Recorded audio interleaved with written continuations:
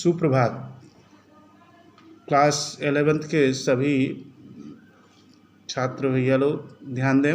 आज के YouTube video के माध्यम से हम लोग इस ऑनलाइन कक्षा में हिंदी आरो पुस्तक से चैप्टर फर्स्ट में नमक का दरोगा के दूसरे पार्ट का अध्ययन करेंगे, जिसके रचनाकार मुंशी प्रेमचंद्र जी हैं। आइए चैप्टर फर्स्ट के सेकंड पार्ट को देखें और उसकी संदर्भ सहित व्याख्या जानें। आइए पार्ट सेकंड कुछ इस प्रकार है। प्रेमचंद्र जी ने भ्रष्टाचार के उस वातावरण का वर्णन करते हुए बताया है कि जब पंडित अलोपी दिन ने धनबल की बोली लगाना शुरू कर दिया तो भी पंडित बंशीधर पर उसका कोई असर नहीं हुआ। और आज कि इस वीडियो में हम लोग सेकेंड पार्ट के रूप में धर्म ने धन को पैरों तलों कुचल डाला से लेकर अलोपी दिन ने वात्सल्यपूर्ण स्वर में कहा, कुल तिलक और पुरुषों के कीर्ति उज्जवल करने वाले संसार में ऐसे कितने धर्मपरायण मनुष्य हैं जो धर्म पर अपना सब कुछ अर्पण कर सके तक का अध्ययन करेंगे। आइए सेकंड पार्ट की शुरुआत करते हैं। हम लोग ध्यान से सुनेंगे। तो धर्म ने धन को पैरों तले कुचल डाला। अलोपी दिन ने एक हृष्ट पुष्ट मनुष्य को हथकड़ियाँ लिए हुए अपनी तरफ आते देखा। चारों और निराशा और कातर दृष्टि से देखने लगे। इसके बाद एकाएक मूर्छित होकर गिर पड़े। लेखक ने प्रस्तुत पंक्तियों में इस बात की ओर संकेत किया है कि पंडित अलोपी दिन को इस बात का बहुत बड़ा घमंड था कि मेरे पास धनबल है और धनबल के आगे संपूर्ण समाज के जो ईमानदार लोग हैं उनको मैं झुका लूँगा। लेकिन आज जो धर्म के पक्षधर वंशीधर है उसने धन को अपने पैरों तले कुचल डाला, अर्थात धन को ठुकरा दिया। बार बार धन का लालच देने के बाद भी धर्म की धुरी पर खड़ा वंशीधर इस धन को अपने पैरों तले ठुकरा देता है।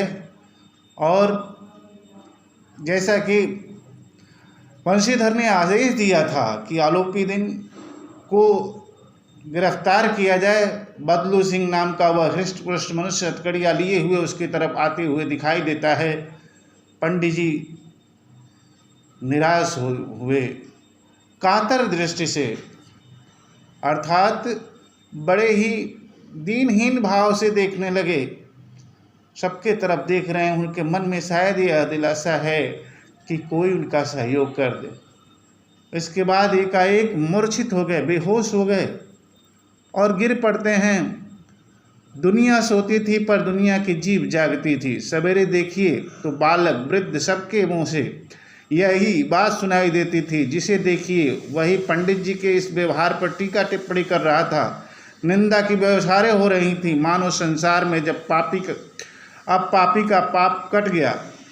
पानी को दूध के नाम से बेचने वाला ग्वाला, कल्पित रोजनामचे भरने वाले अधिकारी वर्ग, रेल में बिना टिकट सफ़र करने वाले बाबू लोग, जाली दस्तावेज बनाने वाले सेठ और साहूकार, यह सब के सब देवताओं की भांति गर्दनें चला रहे थे। जब दूसरे दिन पंडित अलोपी दिन अभियुक्त होकर कांस्टेबलों के साथ हाथों में हथकड़ियाँ हाथ हृदय में ग्लानि और क्षोभ भरे, लज्जा से गर्दन झुकाए अदालत की तरफ चले तो सारे शहर में हलचल मच गई। मेलों में कदाचित आंखें इतनी व्यग्र न होती होंगी। भीड़ के मारे छत और दीवार में कोई भेद न रहा। प्रस्तुत गद्य अवतरण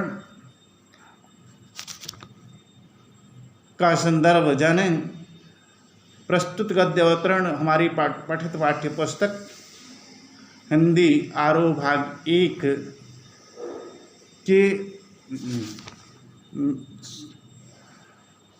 प्रेमचंद्र द्वारा लिखित नमक का दरोगा नामक कहानी से लिया गया है। प्रस्तुत गद्य अवतरण में लेखक ने गिरफ्तार होने के बाद पंडित आलोपी दिन के मनोभाव का वर्णन किया है। लेखक बताता है कि यद्यपि दुनिया सोती थी पर दुनिया की जीभ जागती थी। कहने का आशय ये था कि दुनिया संसार के सभी लोग सो रहे थे जब पंडित आलोपी दिन गिरफ्तार हुए थे, लेकिन जैसे ही सुबह हुआ लोग आपस में बातचीत करने लगे। जहाँ देखिए वहाँ बालक वृद्ध सबके मुँह से यही सुनाई देता है कि पंडित जी, पंडित आलोपी दिन देखने में तो ऐसा नहीं करने वाले थे, लेकिन उनका यह कृत्य, यह कार्य कितना निंदनीय था। सब ही लोग निंदा के बौछारे कर रहे थे। संसार में शायद ऐसा लग रहा था कि किसी पापी का पाप ही कट गया हो। लेखक बताता है कि जितने लोग भ्रष्टाचार करने वाले थे, जैसे पानी को दूध के नाम पर बेचने वाला ग्वाला हो या कल्पित रोज नामचे भरने वाले अधिकारी वर्ग हों, काम के नाम पे, जो आज भी देखें समाज में वर्तमान समाज की शायद रूपरेखा को अभिव्यंजित करती हुई ये पंक्तियां हैं। वर्तमान समाज में भी काम के नाम पर आज अधिकारी लोग केवल रोज नामचे भरा करते हैं, कागजी खाना पूर्ति कर लेते हैं। रेल में बिना टिकट यात्रा करने वाले बाबू लोग भी देखिए। आज हम सभी लोग देश में आज़ादी मिल जाने के बाद सभी लोग लगभग देखें बिना टिकट यात्रा कर लेना अपना अधिकार समझ लेते हैं। लेखक बताता है कि यह भी कुकृत्य है, फिर भी हम इसे अपना अधिकार समझते हैं। जाली दस्तावेज भरने वाले सेठ साहूकार लोग, ये सभी लोग देवताओं की भांति गर्दनें चला रहे थे, जैसे देवता लोग आपस में बुरे कृत्यों में लिप्त होने के बाद भी अपनी सफाई दिया करते थे।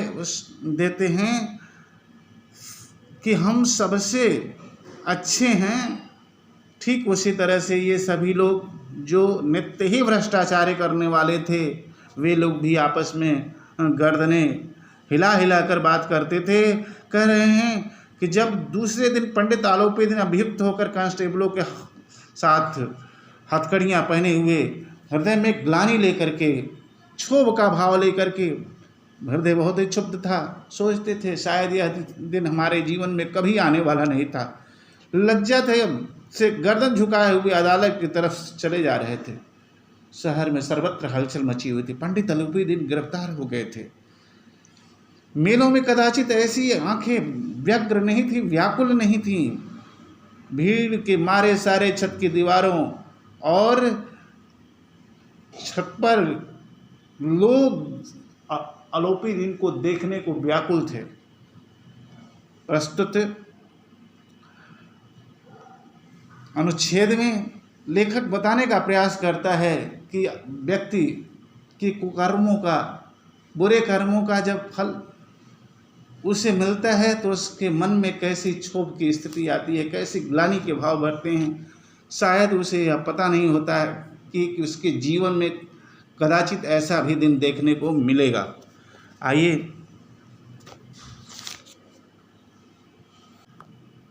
किंतु अदालत में पहुंचने की देर थी। पंडित आलोपी दिन इस अगाध वन के सिंह थे। अधिकारी वर्ग उनके भक्त अमले उनके सेवक, वकील, मुख्तार उनके आज्ञापालक और अर्दल्ली, चपरासी तथा चौकीदार तो बिना माल के गुलाम थे। उन्हें देखते ही लोग चारों तरफ से दौड़े। सभी लोग विस्मित हो रहे थे, सभी लोग आश्चर्यचकित थे। जितने भी न्यायालय से जुड़े हुए पदाधिकारी थे सब लोग आज आश्चर्यचकित थे। पंडित अलोपीदीन गिरफ्तार होकर आज अदालत में पेश हो रहे थे। इसलिए नहीं कि अलोपीदीन ने क्यों यह कर्म किया, बल्कि इसलिए कि वह कानून के पंजे में कैसे आए। देखिए कितनी विस्मित करने की बात थी, कितनी आश्चर्यचकित करने की स्थिति थी। लोग इसलिए नहीं सोच रहे थे कि पंडित जी अपने कर्मों के कारण, बुरे कर्मों के कारण गिरफ्तार है, बल्कि इसलिए कि आज पंडित अलोपीदीन जैसा धनी व्यक्तित्व वाला व्यक्ति कानून के गंजे में कैसे आ गया। ऐसा मनुष्य जिसके पास असाध्य साधन करने वाला धन और अनन्य वाचालता हो, वह क्यों कानून के पंजे में आए। प्रत्येक मनुष्य उनसे सहानुभूति प्रकट करता था। बड़ी तत्परता से इस आक्रमण को रोकने के निमित्त वकीलों की एक सेना तैयार हो गई। देखिए जैसे ही अदालत में पहुंचते हैं चारों तरफ से मनुष्य उनकी तरफ सहानुभूति प्रकट करने लगे। बड़ी तत्परता से एक वकीलों की बहुत बड़ी फौज तैयार हो गई और न्याय के मैदान में धर्म और धन में युद्ध ठन गया। वहाँ भी देखिए धर्म और धन में युद्ध ठनता है। वंशीधर चुपचाप खड़े थे, वहाँ वंशीधर चुपचाप थे, क्योंकि अब जो कार्य करना था, न्याय करना था, वो अदालत के पल्ले था। उनके पास सत्य के सिवा कोई बल नहीं था, न स्पष्ट भाषण के अतिरिक्त कोई शस्त्र था। कह रहा है कि वंशीधर के पास एकमात्र सत्य ही बल था, अस्पष्ट भाषण के अतिरिक्त कोई शस्त्र भी नहीं था जिसके सहारे वह इस युद्ध में टिक पाते। और कहते हैं गवाह थे किंतु लोभ से डमाडोल थे। उनके पास इस कुकृत्य को अंजाम देने के समय गवाह थे, साक्ष्य थे, किंतु लोभ से बिल्कुल ही डवाडोल थे। उनके मन में भी लोभ था, कहीं न कहीं धन का लोभ था, और वो डवाडोल थे, यानी विचलित थे। यहाँ तक कि मुंशी जी को न्याय भी अपनी ओर से कुछ खिंचा हुआ दिख रहा था। यह न्याय का दरबार था, परंतु उनके कर्मचारियों पर पक्षपात का नशा छाया हुआ था। किंतु पक्षपात और न्याय का क्या मेल। जहाँ पक्षपात हो वहाँ न्याय की कल्पना नहीं की जा सकती है। मुकदमा से गृह समाप्त हो गया। डिप्टी मजिस्ट्रेट ने अपनी तजवीज में लिखा, पंडित अलोपीदीन के विरुद्ध दिए गए प्रमाण निर्मूल और भ्रमात्मक हैं। वह एक बड़े भारी आदमी हैं। यह बात कल्पना के बाहर है कि उन्होंने थोड़े से लाभ के लिए ऐसा दुस्साहस किया हो। यद्यपि नमक के दरोगा मुंशी वंशीधर का अधिक दोष नहीं है, लेकिन यह बड़े खेद की बात है कि उसकी उदंडता और विचारहीनता के कारण एक भले मानस को कष्ट झेलना पड़ा। हम प्रसन्न हैं कि वह अपने काम से सजग और सचेत रहता है, किंतु नमक से मुकदमे की बड़ी हुई नमक हलाली ने उसके विवेक और बुद्धि को भ्रष्ट कर दिया। भविष्य में उसे होशियार रहना चाहिए। प्रस्तुत पंक्ति में लेखक ने इस बात को पुष्ट किया है कि धन के बल से न्यायालय के जितने भी पदाधिकारी थे वहाँ न्याय को अलोपीदीन खरीद लेता है और इस बात को पुष्ट कर देता है कि वह निर्दोष है। और निर्दोष सिद्ध करते हुए मजिस्ट्रेट अपनी तजवीज़ में, अपने न्याय में लिखता है कि पंडित अलोपीदीन के विरुद्ध दिए गए जो प्रमाण हैं, जो साक्ष्य हैं, वह निर्मूल हैं। उसमें कोई यथास्थिति दिखाई नहीं देती, अर्थात वो बिल्कुल ही निर्मूल है, भ्रमात्मक है, भ्रम पैदा करने वाले हैं। वह बड़े भारी आदमी है, कल्पना से बाहर है कि वह छोटे से लाभ के लिए ऐसा दुस्साहस किए हों। देखिए प्यारे बच्चों, हमें यह सोचने पर विवश करता है कि किस कदर न्याय आज बिका हुआ दिख रहा है। वहाँ पंडित वंशीधर जैसे भले मानुस आदमी को न्यायालय द्वारा दोषी करार दिया जाता है और उसे यह चेतावनी दी जाती है कि यद्यपि वो अपने कार्य से सजग है, पर नमक हलाली के कारण उसकी बुद्धि ही भ्रष्ट हो गई है और ऐसे कार्य करने से पहले उसे होशियार रहना चाहिए। वकीलों ने यह फैसला सुना, उछल पड़े। पंडित अलोपीदीन मुस्कुराते हुए बाहर निकले। स्वजन बांधवों ने रुपयों की लूट की उदारता का सागर उमड़ पड़ा। उसकी लहरों ने अदालत की नींव तक हिला दी। जब बंशीधर बाहर निकले तो चारों तरफ उनके ऊपर व्यंग बाणों की वर्षा होने लगी। चपरासियों ने झुक झुक कर सलाम किए, किंतु इस समय एक एक कटुवाक्य, एक एक संकेत उनकी गौरवाग्नि को प्रज्वलित कर रहा था। कदाचित इस मुकदमे में सफल होकर वह इस तरह करते हुए न चलते। आज उन्हें संसार का एक खेदजनक विचित्र अनुभव हुआ। न्याय और विद्वता, लंबी चौड़ी वादियाँ, बड़ी बड़ी दाढ़ियाँ और ढीले चोंगे एक भी सच्चे आदर के पात्र नहीं हैं। आज प्रस्तुत इस अनुच्छेद में मुंशी प्रेमचंद जी ने इस बात को व्यक्त किया है कि यद्यपि फैसला आ जाने के बाद, फैसला बंशीधर के विपरीत था, लेकिन फैसला आ जाने के बाद जैसे ही फैसला वकील लोग सुनते हैं, चारों तरफ उछलते कूदते हैं, पैसे लुटाए जाते हैं और जैसे ही फैसला सुनकर पंडित अलोपीदीन बाहर निकलते हैं, मुस्कुराते हुए बाहर निकलते हैं। जितने स्वजन बांधव हैं पैसों की लूट करते हैं, ऐसा लगता है कि उदारता का एक सागर ही, एक समुद्र ही उमड़ गया हो। सभी लोग दौड़ लगा देते हैं और सब लोग पंडित जी को झुक झुक करके सलाम करते हैं। बंशीधर बाहर निकलते हैं कि जो चपरासी हैं उनको भी झुक कर सलाम करते हैं, लेकिन शेष लोग जो पैसे के वशीभूत थे, धनबल के वशीभूत थे, आज पंडित जी ने इस समाज का सत्य जाना। उन्हें इस बात का विश्वास था कि शायद वह इस समाज में कुछ अच्छा करेंगे तो लोग उनका साथ देंगे, लेकिन ऐसा कुछ नहीं हुआ। समाज की इस कटु सत्य को जान करके उनके मन में जो ये गर्वाग्नि थी, वो और भी गौरव की अग्नि जो थी, अभिमान की जो अग्नि थी, स्वाभिमान की जो अग्नि थी, और भी प्रज्वलित हो रही थी। कदाचित यदि वह इस मुकदमे में सफल होते तो इतना अकड़ करके नहीं चलते। कहने का आशय यही है, उन्हें अपने आप पे बहुत ही स्वाभिमान था। इस बात का स्वाभिमान था कि मैं यद्यपि इस मुकदमे में हार गया, लेकिन मैं सत्य की राह पर हूँ। सत्य की राह पर चलने वाला हर एक व्यक्ति मुसीबतों में रहकर संघर्ष करता है और बहुत सारी समाज के व्यंग्यबाण झेलता है, लेकिन उसे अंततः निश्चित ही सफलता मिलती है। न्याय और विद्वता की इस लंबी चौड़ी उपाधियाँ पाने वाले, ढीले चुंगे पहने वाले,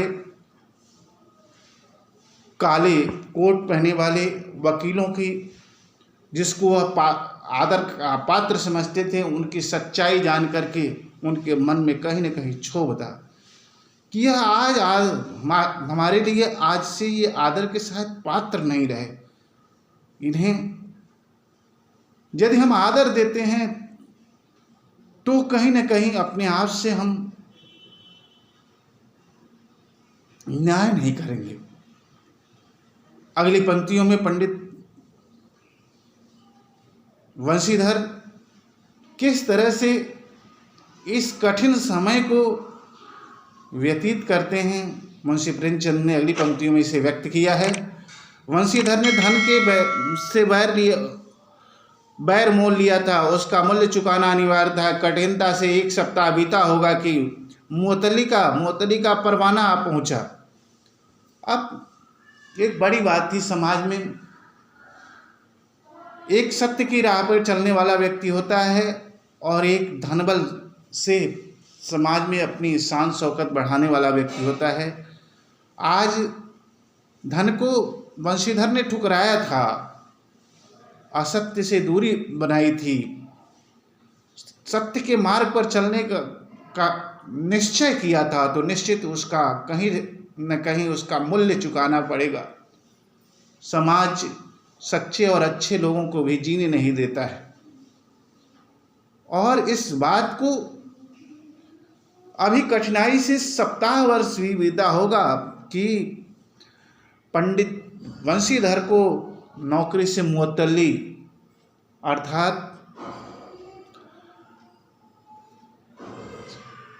नौकरी से निकालने का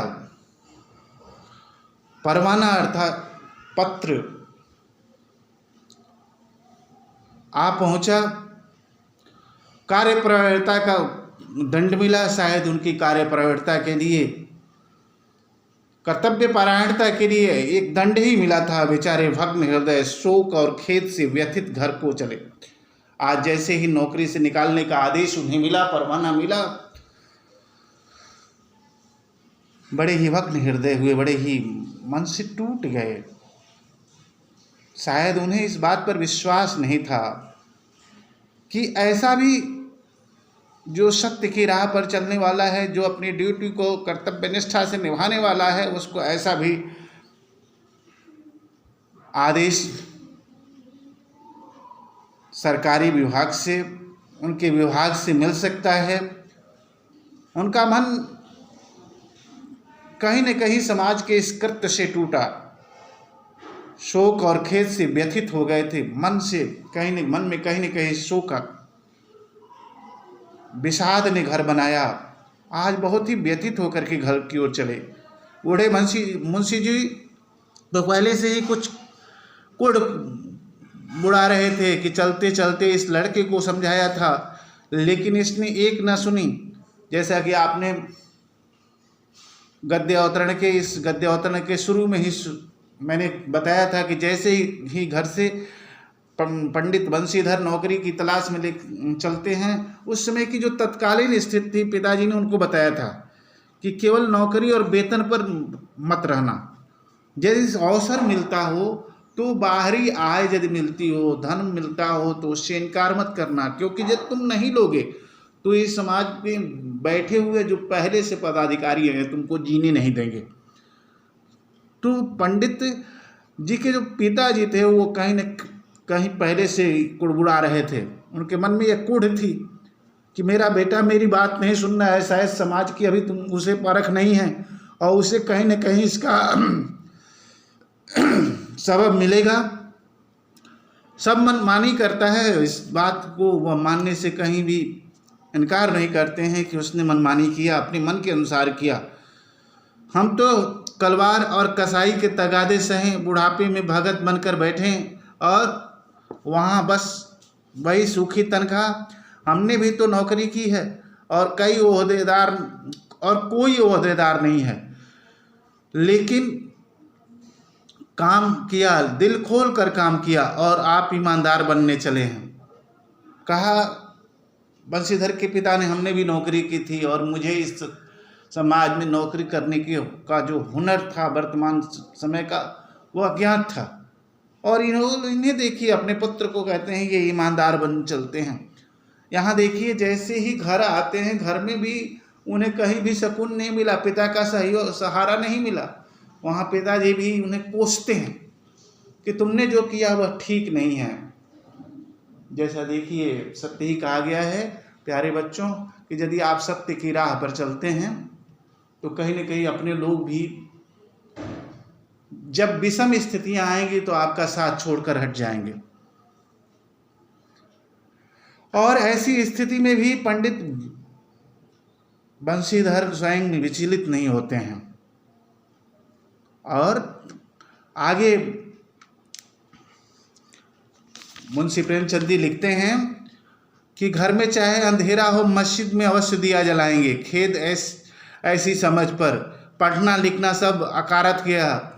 इसके थोड़े ही दिनों बाद जब मुंशी बंशीधर इस दुर्व्यवस्था में घर पहुंचे और बूढ़े पिताजी ने समाचार सुना तो सिर पीट दिया। बोले, जी चाहता है कि तुम्हारा और अपना सिर फोड़ लूं। बहुत देर तक पछता कर हाथ मलते रहे, क्रोध से कुछ कठोर बातें भी कही। और यदि बंशीधर वहाँ से टल न जाते तो अवश्य ही क्रोध विकट रूप धारण करता। वृद्धा माता को भी दुख हुआ। जगन्नाथ और रामेश्वर यात्रा की कामनाएं मिट्टी में मिल गई। पत्नी ने तो कई दिनों तक सीधे मुंह से बात भी नहीं की। प्यारे छात्रों, इस पंक्ति के माध्यम से बंशीधर की सत्य की राह पर चलने से जो दंड मिला, उस समय कितने अपनों ने उनका साथ छोड़ दिया। पिता ने अपना साथ छोड़ दिया, उनका साथ छोड़ा। माता की जो इच्छाएं थी वो भी अधूरी रह गईं। पत्नी ने बोलना बंद कर दिया। अब सोच सकते हैं आप सभी लोग कि किस स्थिति में बंशीधर उस समय किस साहस के साथ उस समय विषम स्थिति को झेल रहे थे। लेखक लिखता है, किसी प्रकार 1 सप्ताह बीत गया। संध्या का समय था। बूढ़े मुंशी जी बैठे राम नाम की माला जप रहे थे। इसी समय उनके द्वार पर सजा हुआ रथ आकर रुका। हरे और गुलाबी पर्दे, पच्छइये बैलों की जोड़ी, उनकी गर्दनों में नीले धागे, सींगें पीतल से जड़ी हुई, कई नौकर लाठियां कंधों पर रखे साथ थे। मुंशी जी अगवानी को दौड़े। देखा तो पंडित अलोपी दिन है। झुककर दंडवत की और लल्लो चप्पों की बातें करने लगे। हमारा भाग्य उदय हुआ जो आपके चरण इस द्वार पर आए। आप हमारे पूज्य देवता हैं, आपको कौन सा मुंह दिखावें। मुंह में तो कालिख लगी हुई है, किंतु क्या करें, लड़का अभागा कुपूत है। नहीं तो आपसे क्यों मुंह छिपाना पड़ता। ईश्वर ने संतान रखे पर ऐसी संतान न दे। ऐसा अलोपी दिन ने कहा। नहीं भाई साहब, ऐसा न कहिए। मुंशी जी ने चकित होकर कहा, ऐसी संतान को और क्या कहूँ। अलोपी दिन ने वात्सल्यपूर्ण स्वर में कहा, कुल तिलक और पुरुषों के कृत उज्ज्वल करने वाले संसार में ऐसे कितने धर्मपरायण मनुष्य हैं जो धर्म पर अपना सब कुछ अर्पण कर सके। प्रस्तुत ऊपर के अनुच्छेद में बताया कि 1 सप्ताह जैसे ही बीता है, मोहतल्ली के परवाने की प्राप्ति के बाद, यानी नौकरी के निकाले जाने के बाद 1 सप्ताह बाद आज कहीं न कहीं अलोपी दिन के मन में स्वयं ही क्षोभ उत्पन्न होता है। अपने किए गए कर्तव्य के ऊपर, कर्म पर कहीं न कहीं तरस आता है। और जब व्यक्ति के अंदर ऐसी स्थिति आती है तो वह स्वयं को रोक नहीं पाता है। स्वयं एक बग्गी सजाते हैं और उसे लेकर पंडित बंशीधर के घर पहुंचते हैं। वहां पहुंच करके जैसे ही पहुंचते हैं, पंडित बंशीधर के पिताजी लल्लू चप्पो करते हैं, ठकुर सहाती करते हैं, चपलूसी करने लगते हैं और पंडित अलोपी दिन की प्रशंसा करने लगते हैं। और अपने ही पुत्र को देखिए किस तरह से कपूत, अभागा इत्यादि शब्दों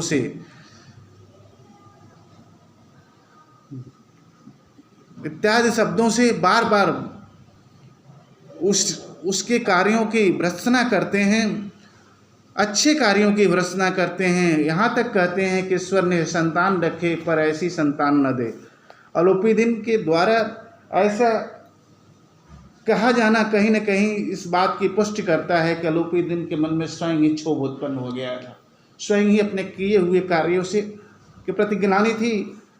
और जब ऐसी स्थिति को प्राप्त होता है मनुष्य, तो कहीं न कहीं वह जीवन में निश्चय कर लेता है कि आज के बाद मैं कभी भी बुरे कर्म नहीं करूँगा। यहाँ तक कि अलोपी दिन बड़े ही वात्सल्यपूर्ण ढंग से, वात्सल्यता का भाव रखते हुए कहते हैं कि आपका पुत्र कुल तिलक है, इस कुल का तिलक है। वह धर्मपरायण मनुष्य है, धर्म की राह पर चलने वाला व्यक्ति है। उसके जैसा शायद समाज में कोई दूसरा नहीं है। धर्म पर सब कुछ अर्पण करने वाला वह बालक है। मैं उसकी धर्मपरायणता पर, कार्यपरायणता पर स्वयं को कहीं न कहीं मेरे मन में ग्लानि है, अपने कर्म पर ग्लानि है। आज मैं उस ग्लानि सिक्त मन से कहीं न कहीं आज क्षमा मांगने के लिए उसके पास आया हूँ। इस प्रकार आज इन अंतिम पंक्तियों के साथ हम लोग यह जानें कि सत्य की राह पर चलने वाला यदि अडिग व्यक्ति है, उस दृढ़ निश्चयी व्यक्ति है, तो कहीं न कहीं अधर्म की राह पर चलने वाला व्यक्ति झुकता है। और झुकता है तो किस कदर झुकता है, इन पंक्तियों में आपने उपरोक्त पंक्तियों में देखा। आइए सेकंड पार्ट में हम लोगों ने इस बात को समझा कि सत्य की राह पर चलते हुए चाहे जितनी भी परेशानियां क्यों न हो, हमें अपने मन में यह निष्ठा रखनी चाहिए कि हम सही हैं, और सही हैं तो कभी भी किसी भी प्रकार का कोई समझौता समाज में नहीं करेंगे। इस आशय के साथ हम लोग सेकंड पार्ट का अध्ययन किए। अगले वीडियो में तीसरे पार्ट का अध्ययन करेंगे, क्योंकि पाठ थोड़ा बड़ा है तो इसे हम लोगों ने 3 पार्ट में बांटा है। कल हम लोग अगले वीडियो में थर्ड पार्ट का अध्ययन करेंगे। तब तक के लिए धन्यवाद।